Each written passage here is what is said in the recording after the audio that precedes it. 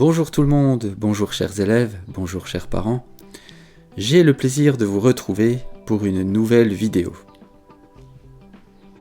Alors avant que je donne quelques explications, je vous préviens déjà de suite. À la fin de la vidéo, je vous donnerai mon top 3 des travaux qui m'ont le plus impressionné durant ce confinement. Donc ne décrochez pas. J'ai remarqué avec grand plaisir que le format avait beaucoup plu. J'ai reçu beaucoup de messages d'encouragement, que ce soit sur Pronote ou par mail. Et donc du coup, il n'y a pas de raison pour que je m'arrête en si bon chemin. Alors je vous propose la suite de ce top 100. Donc du coup ça ferait un top 200, mais bon c'est pas grave.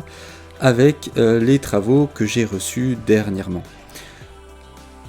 Alors il faut savoir que j'ai à peu près 600 élèves, donc je vous laisse imaginer le nombre de photos et de mails que j'ai reçus durant cette période.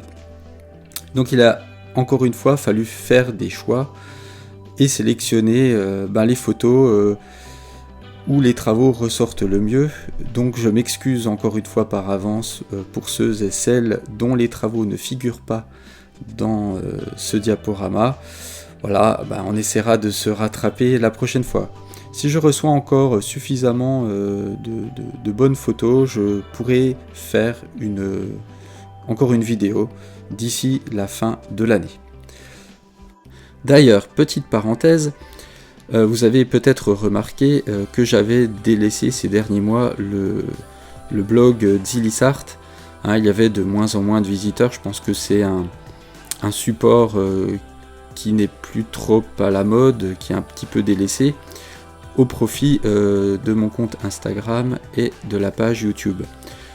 Je pense que l'année prochaine, donc à la rentrée de septembre, je prolongerai l'utilisation de ce compte pour partager les réalisations des élèves, enfin de nos élèves. Je pense que c'est un moyen de diffusion qui me paraît assez intéressant, qui est accessible facilement aux parents et aux élèves, peut-être même plus qu'Instagram d'ailleurs. Voilà, je referme la parenthèse. Voilà, vous avez pu voir dans le diaporama les quelques mini-clones que j'ai reçus dernièrement, ainsi que les bandes dessinées de ces derniers jours, toutes d'excellente qualité d'ailleurs. Voilà, je vous propose de passer aux réalisations de nos élèves de 4e avec le sujet du réel à la perspective. On va profiter de ces quelques images pour expliquer le principe de ce sujet. Alors vous le remarquez peut-être sur la photo, nous avons une sorte de boîte qui est composée d'un sol, d'un mur de fond, avec une vue en perspective. L'objectif était de prolonger l'espace que vous avez sur le devant de la boîte en utilisant les règles de la perspective, tout en réussissant à produire quelque chose de cohérent. Pour réussir la photo, il fallait placer l'objectif à hauteur du point de fuite, et dans ce cas précis, vous avez les deux espaces qui se mélangent visuellement. Alors c'est ce que l'on appelle une anamorphose, donc c'est un procédé qui permet, en utilisant les règles de la perspective, de déformer une image et de lui redonner son apparence selon un point de vue précis.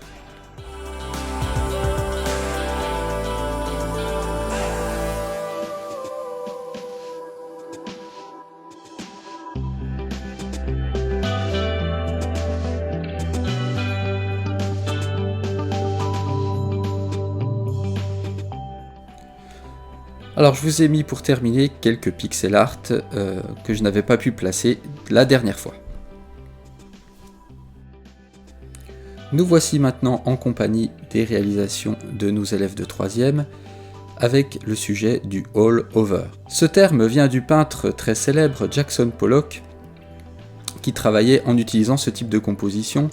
Donc à savoir, c'est une composition qui n'a pas de centre, où tous les éléments sont un peu équivalents en termes de puissance visuelle sur la surface de l'image. Pour nos élèves, il s'agissait d'utiliser un fragment d'image et de le prolonger en travaillant tout autour en respectant le principe du all-over.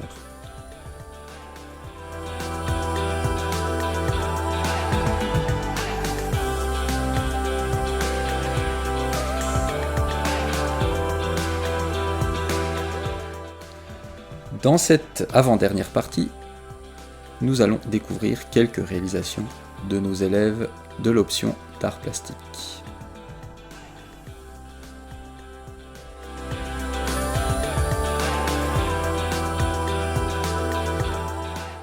Chose promise, chose due, voici mon top 3 collège. On va commencer par la mention honorifique. Voici quelques travaux qui ont été très impressionnants par la qualité de la réalisation, par la mise en scène, par l'investissement. Je vous laisse les apprécier.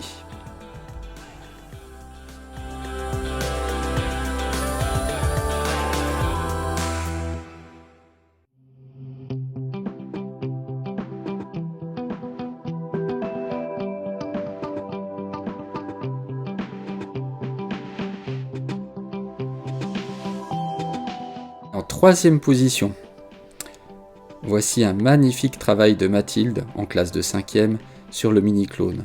Je vous laisse apprécier la qualité du travail sur les vêtements, sur l'expression du visage, sur l'accessoire et la qualité de fabrication. Bravo Mathilde. En deuxième position, voici un somptueux travail de Romain en 4e sur le sujet du réel à la perspective.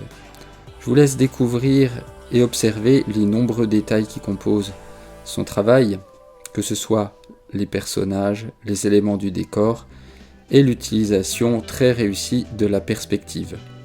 Bravo Romain. Et enfin, roulement de tambour, le numéro 1. C'est encore une fois un travail de Mathilde, mais cette fois-ci Mathilde de 3e. Avec ce magnifique travail sur le all-over, où elle est partie d'un fragment d'un tableau de Picasso pour improviser autour et réaliser cette somptueuse composition. Donc bravo Mathilde encore une fois. Donc vous avez remarqué que c'était un top où il faisait bon s'appeler Mathilde. Voilà, je crois que nous avons terminé. N'hésitez pas à vous abonner, à laisser un pouce bleu. Je publierai prochainement, aussi à la rentrée, d'autres vidéos pour présenter ce que nous réalisons avec les élèves. Alors je vous dis à très bientôt, à la revoyure, comme dirait l'autre. Au revoir.